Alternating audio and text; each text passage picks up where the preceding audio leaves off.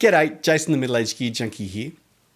Marshall's first series of pedals, unofficially known as the Black Box series, is one of my favourite series of pedals ever made.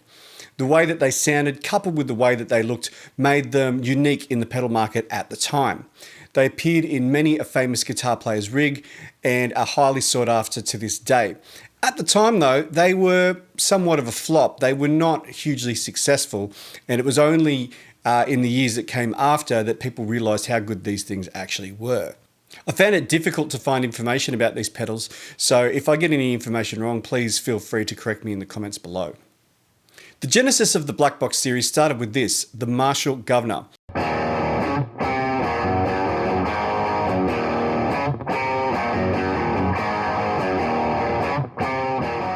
This came out in the late 1980s and was quite possibly the first amp in a box pedal ever made. It was also one of the first pedals to have a 3-band EQ.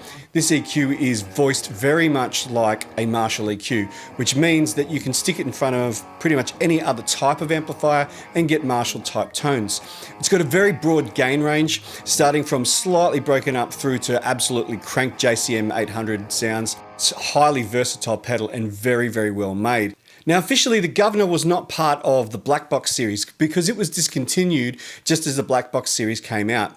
Now these came out in the late 80s when the hair metal trend was sort of coming to an end, and at first sales were slow, but when it was revealed that Gary Moore was using one of these, all of a sudden sales picked up. The initial units were made in England, and then towards the end of its run they were manufactured in Korea, and apparently the Korean units do sound a little bit different, a little bit, I don't know, flatter than the English-made units. Now an English-made unit like this is highly sought after, and if you buy one, expect to pay exorbitant prices.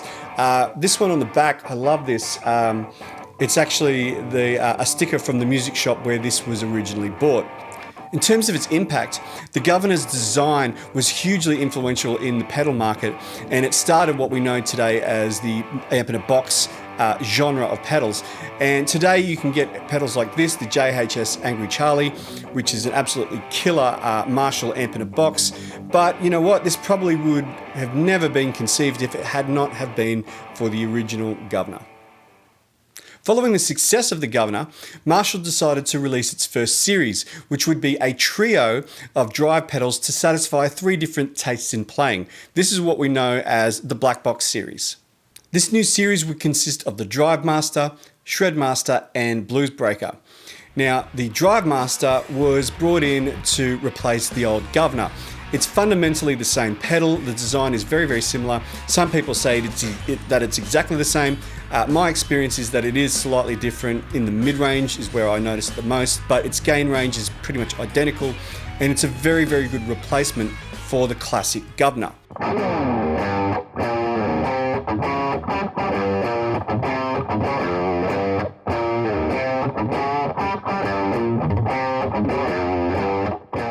Now, one of the most obvious differences is the fact that they changed the name to Drivemaster. Now, I can't find out exactly why they did that.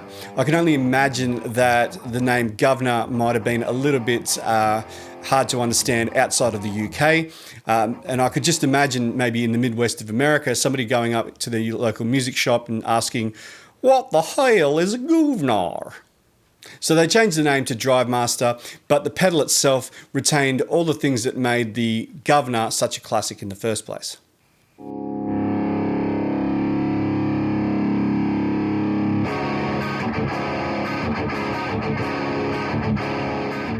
For those people requiring more gain, Marshall released this, the Shredmaster. Now, shred guitarists were really popular at this time, with guys like Joe Satriani and Steve Vai having very notable success. Apart from having more gain, the Shredmaster dispensed with the middle knob and replaced it with a contour knob. Now the contour knob allows you to change the shape of the mids, but it also helps you to dial out more of it to create that really sort of scooped metal sound that bands like Pantera and Metallica were using at that time and was hugely popular.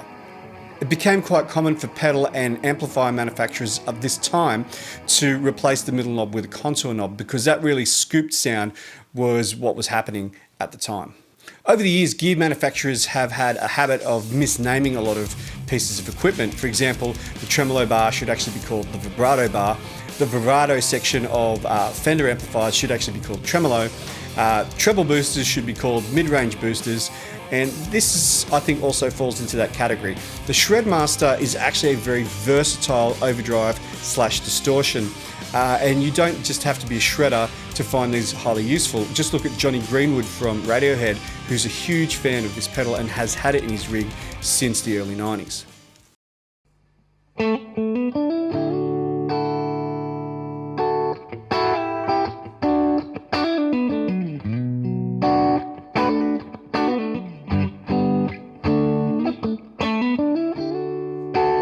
From the mid-80s through to the early 90s, blues had a huge resurgence in the charts, thanks largely to Stevie Ray Vaughan, Gary Moore and Eric Clapton also having a lot of success in this time period. To capitalise on this, Marshall decided to release a pedal that appealed to these types of players. That was this, the Marshall Bluesbreaker. There's a lot of conjecture with this pedal, all to do with the name. Now, a lot of people believe that this pedal was designed to replicate the tones that Eric Clapton got on the John Mayall and the Bluesbreakers album, which came out in the 60s, also known as the Beano album. Now, other people believe that they just borrowed the name. Now, most people would agree that it doesn't really replicate those Eric Clapton tones from that album. Now, this pedal is another really interesting design. It has very, very little gain. In fact, you could barely call this an overdrive. It's more of a boost. It provides a really nice, slightly broken, clean sound.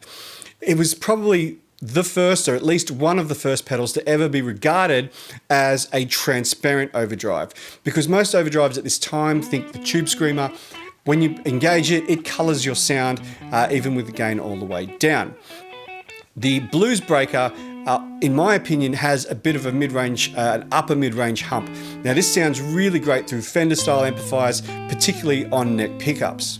In fact, this pedal had such little gain, it was highly criticised for it. They actually had a second version that had more gain, but this ended up being a commercial flop.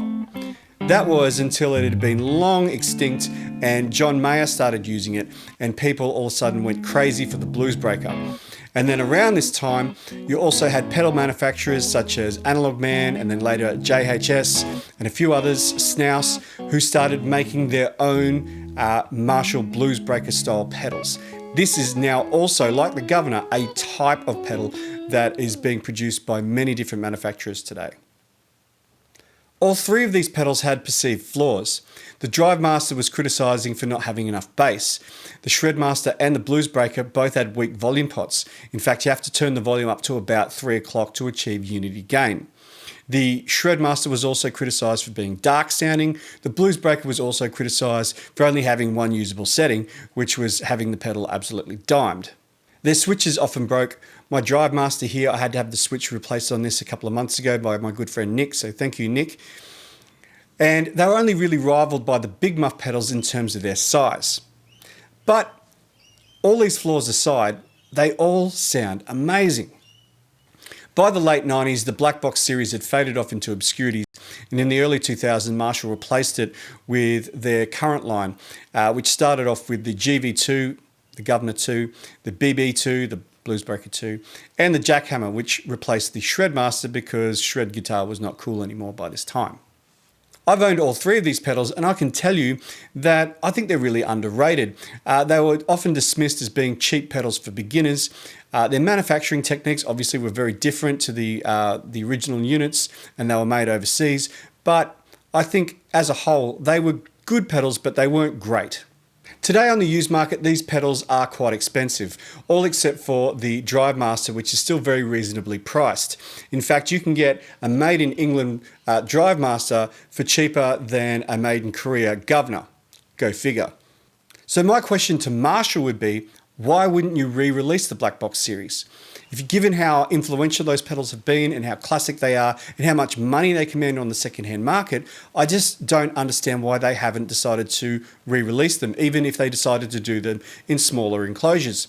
Just have a look at other pedal brands and what they've done. So Jim Dunlop have brought out the smaller version of the fuzz face pedals. These are about 1/3 the size of an original fuzz face, and they sound great.